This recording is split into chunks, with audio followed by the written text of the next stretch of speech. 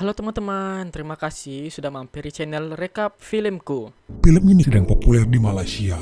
Pada saat ini konon katanya sudah menembus 4 juta penonton. Biasanya kalau film lokal sudah bisa menembus lebih dari 2 juta penonton, bisa dikatakan film tersebut lebih dari sekedar menarik, tapi memang layak untuk ditonton.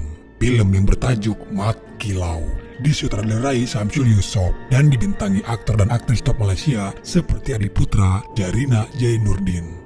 Film ini juga menggait salah satu aktor dari Indonesia, siapa lagi kalau bukan Kang Yayan Ruhian. Yang kita tahu Kang Yayan sudah terbiasa melakoni film-film laga. Jujur gue pribadi yang nonton filmnya merasa teriris, tersayat-sayat hati dan jiwa ini. Menceritakan perjuangan rakyat Melayu yang memperjuangkan kemerdekaan bangsanya yang dijajah oleh bangsa Eropa pada saat itu.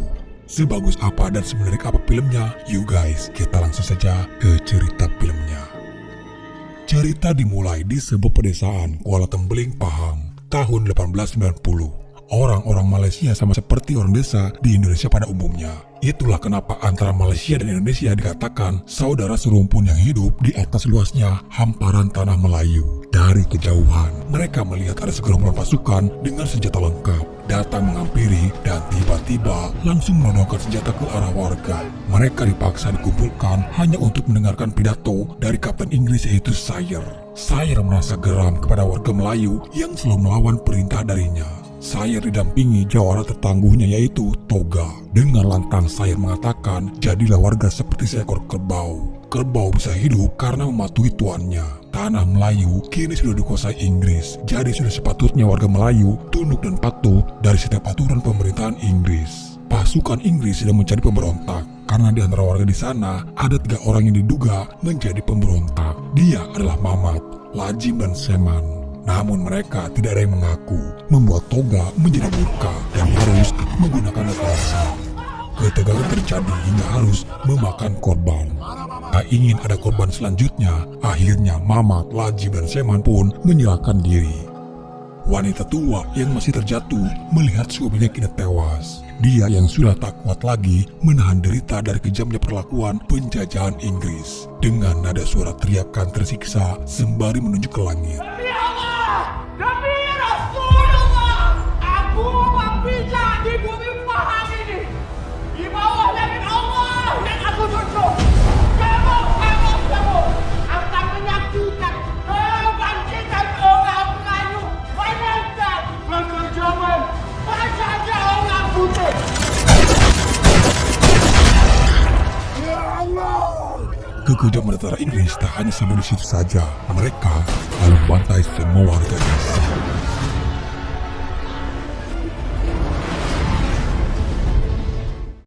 Film berpindah kepada seorang pria berlari di tengah hutan, dikejar oleh orang-orang bertopeng. Dia adalah Mat Kilau, tokoh utama dalam film. Saat itu mereka sedang melakukan sebuah latihan militer bersama Awang yang kini bertarung dengan Mat Kilau.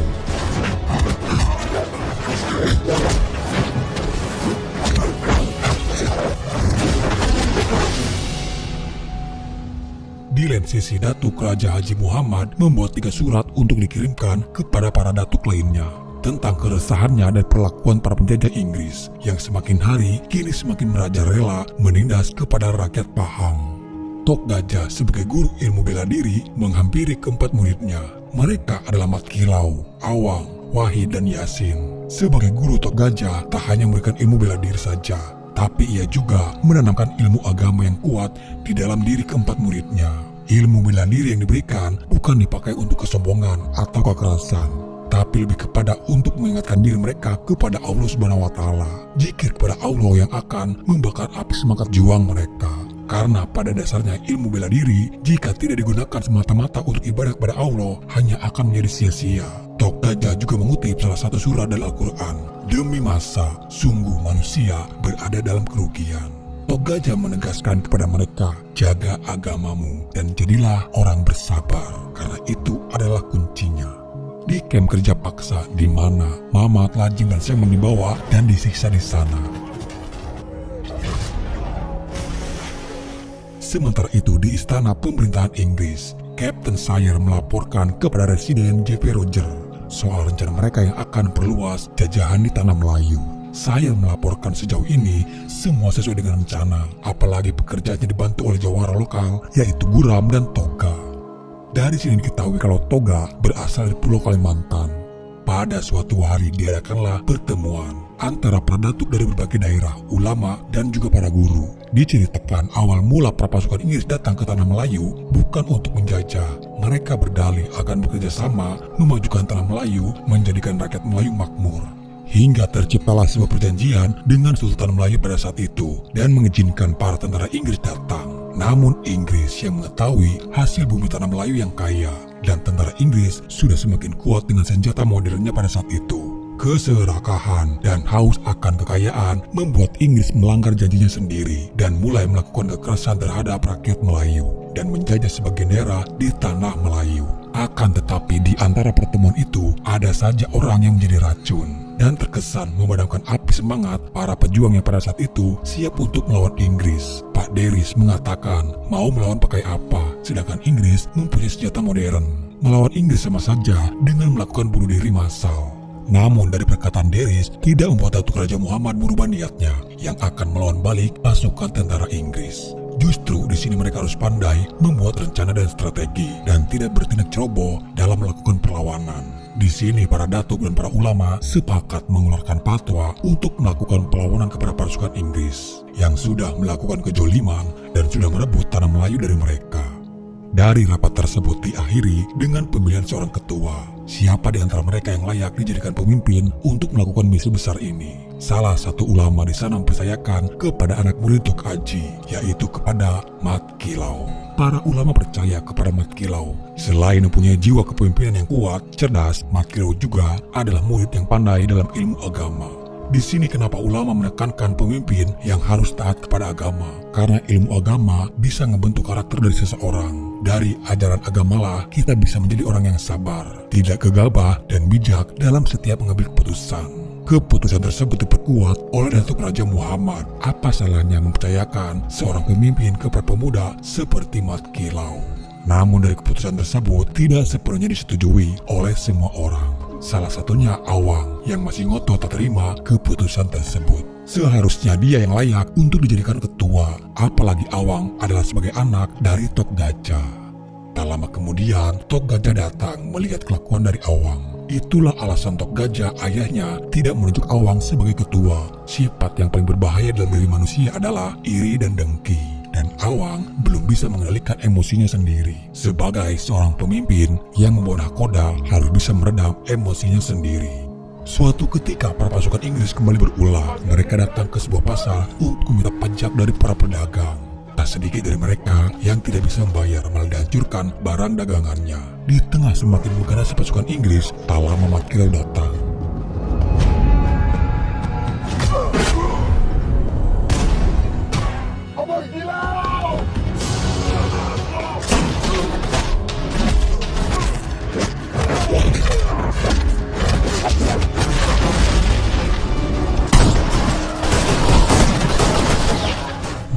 Berhasil membuat para pasukan Inggris babak belur. Namun tiba-tiba saja datang Awang yang malah menghadangnya. Tak hanya Awang, ternyata Deris adalah seorang pengkhianat. Dia berkhianat bersekutu dengan Inggris demi untuk menyelamatkan anaknya, yaitu si Mamat yang kini disekap tersiksa di penjara. Deris berjanji akan mengeluarkan Mamat dari penjara. Namun Mamat sendiri tidak ingin jika ayahnya harus menjadi pengkhianat bangsa demi untuk sekedar menyelamatkan dirinya. Lebih baik Mamat mati di penjara daripada ayahnya harus menjadi seorang pengkhianat. Biarkan Mamat mati di sini. Perlawanan yang dilakukan Mat Kilau membuat para pasukan Inggris kembali datang. Dan kini mereka datang dengan Kapten Sayer dan juga jagoannya Toga untuk mencari Mat Kilau.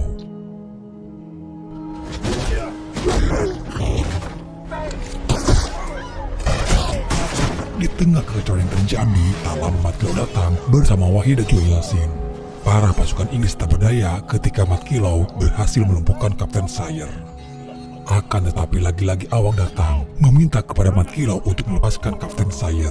Entah apa yang buat Awang kini malah menjadi berpihak kepada Inggris. Namun saat itu ucapan Awang cukup masuk di akal. Jika Mat Kilau membunuh Sayer, pastinya pasukan Inggris akan menyerang balik dan itu akan berdampak kepada rakyat yang akan menjadi korban. Dia pun akhirnya melepaskan Kapten Sayer.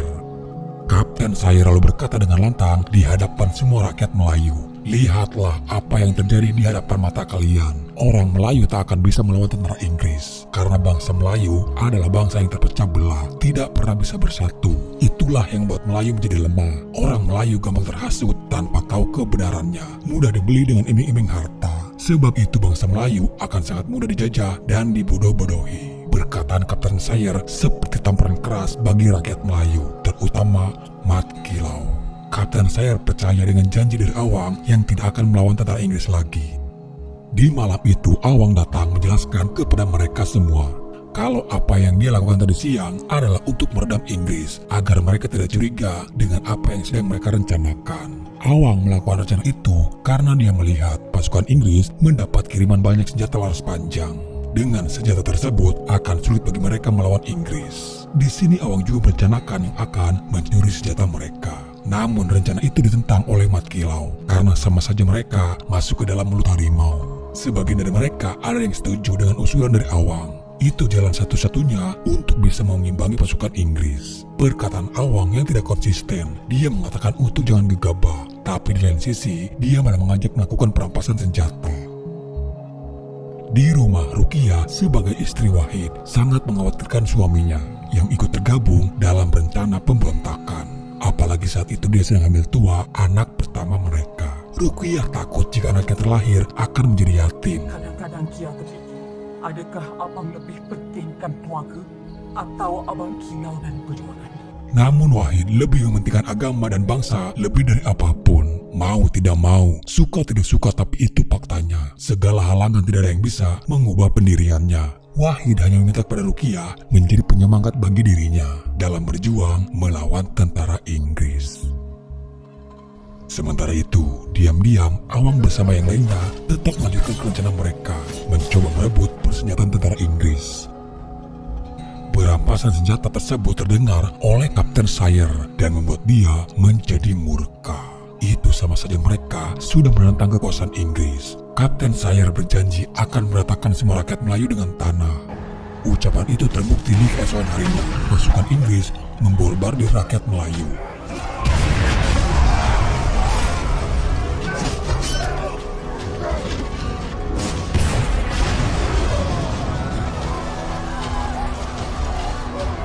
Dari apa yang Awang dan lainnya lakukan, kini menjadi bumerang bagi rakyat Melayu. Tak lama mereka mendapatkan kabar pasukan Inggris yang menyerang.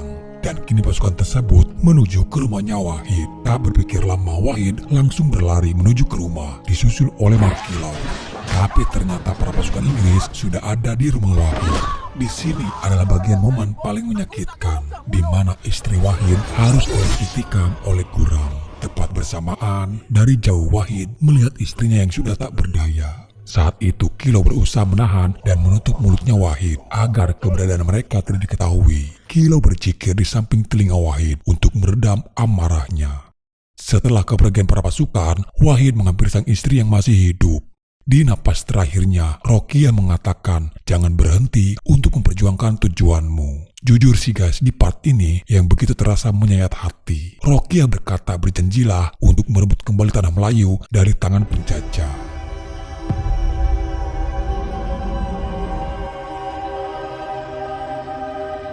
Kini tinggal rasa penyesalan yang dirasakan Awang. Kilau pun menjadi geram terhadap Awang dan sempat ingin membunuhnya jika tidak ditahan oleh Tok Daca. Kilau masih bisa bijak dalam menanggapi hal tersebut. Tidak ada gunanya menghukum Awang. Kilau yakin persahabatan dan tali silaturahmi mereka tidak akan terputus hanya karena cobaan sekecil ini.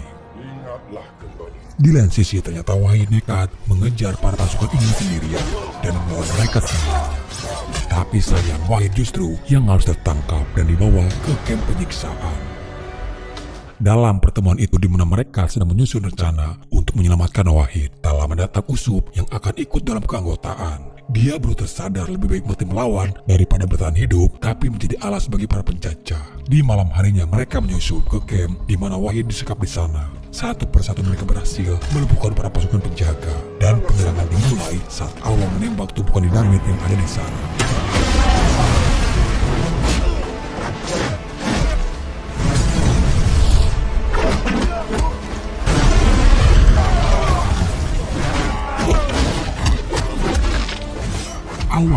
melepaskan Wahid dan melawan Guru.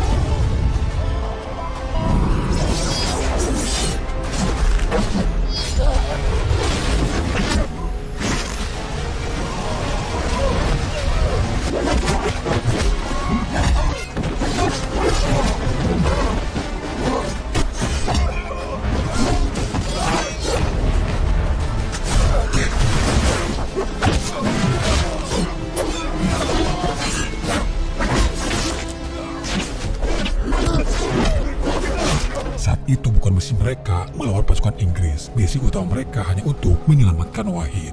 Usuk yang menghadang Toga, namun dia salah dalam memilih lawan. Toga bukan lawan sebanding bagi Usuk, dan akhirnya dia pun harus tewas di sana.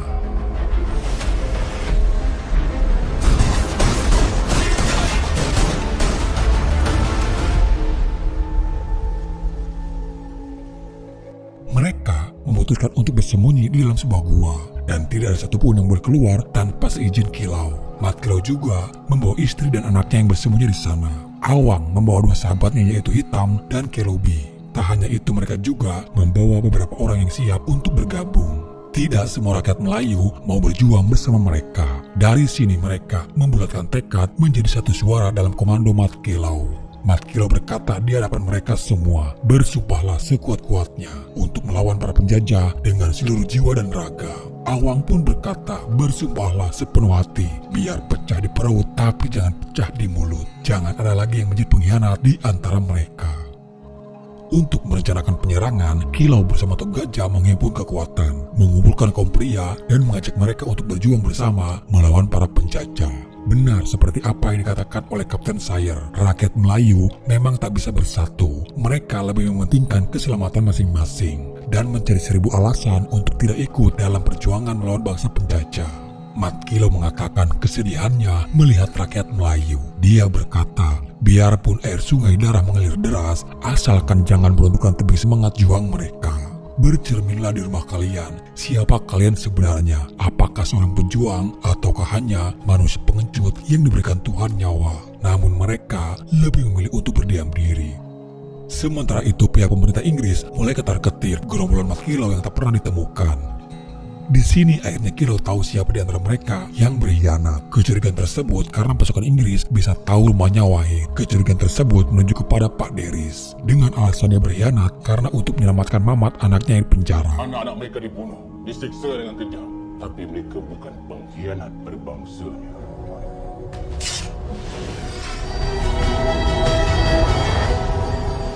Dan tibalah waktunya untuk para pejuang yang akan melawan Inggris. Kilau harus terpisah dengan anak dan istrinya yang mereka ungsikan ke tempat lain. Sang istri hanya bisa berdoa dan berharap semoga orang kampung tersadar dan mau berjuang bersama Mat Kilau melawan para penjajah.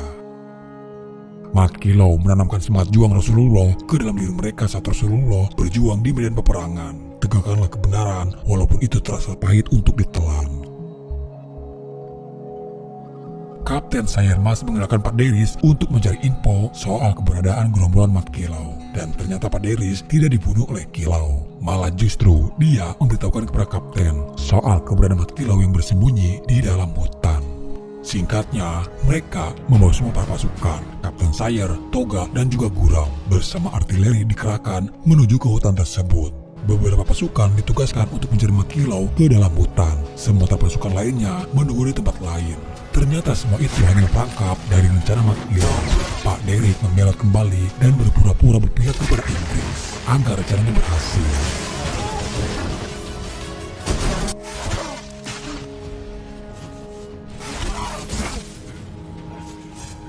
Dari sekian puluhan pasukan tersisa, tinggal hanya 1 orang saja. Melihat itu, Kapten Sayer sangat terkejut. Dan di sini peperangan pun akhirnya pecah.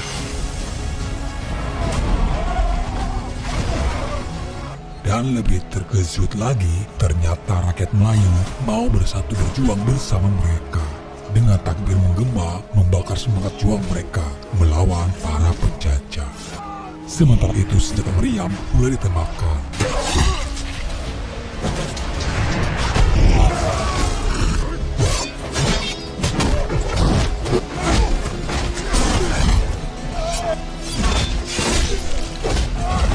Setelah ada kesempatan Daenerys menikam salah seorang pengkhianat lainnya yang bersekutu dengan Inggris.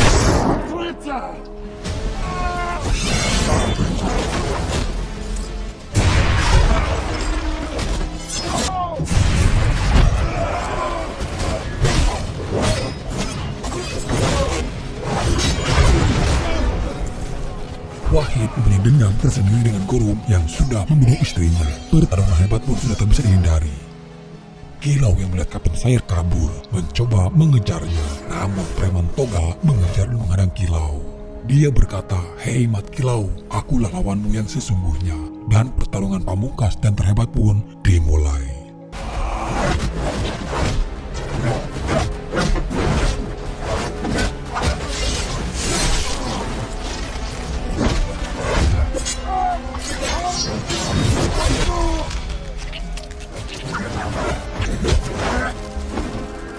Ternyata untuk melawan Toga tak mampu, hanya dilawan oleh Mat Kilau seorang. Setelah Wahid berhasil membunuh Guram, dia datang membantu Kilau.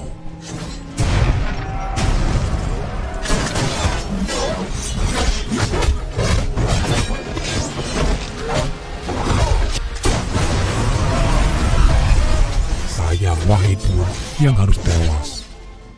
Tak mudah untuk melawan Toga, tapi akhirnya Kilau berhasil menikam Toga dengan kerisnya.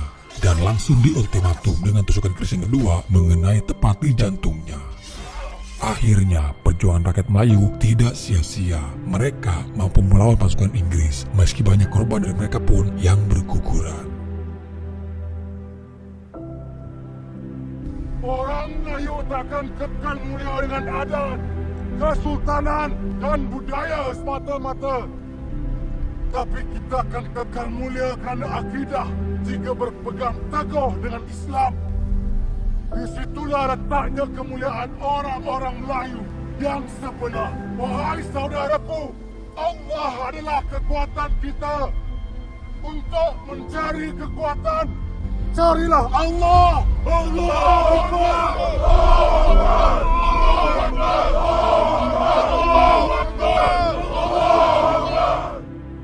Banyak pesan moral yang terkandung dalam film ini, terutama kepada ucapan Kapten Sayer yang mengatakan suatu bangsa tidak akan bisa melawan para penjajah jika bangsa itu terpecah belah dan tidak pernah bisa bersatu. Mudah dihasut dan gampang dibeli untuk menjual negaranya sendiri. Seperti sebuah tradisi turun-temurun dan sekarang itu terbawa sampai kepada zaman sekarang, yaitu di Indonesia. Tuhan tidak akan merubah suatu bangsa jika bangsa itu sendiri tidak mau berubah. Artinya apa? Doa dan usaha tidak bisa dipisahkan. Oke guys, cukup sekian dari saya untuk hari ini. Jangan lupa sholat dan bahagia. Salam dari admin dan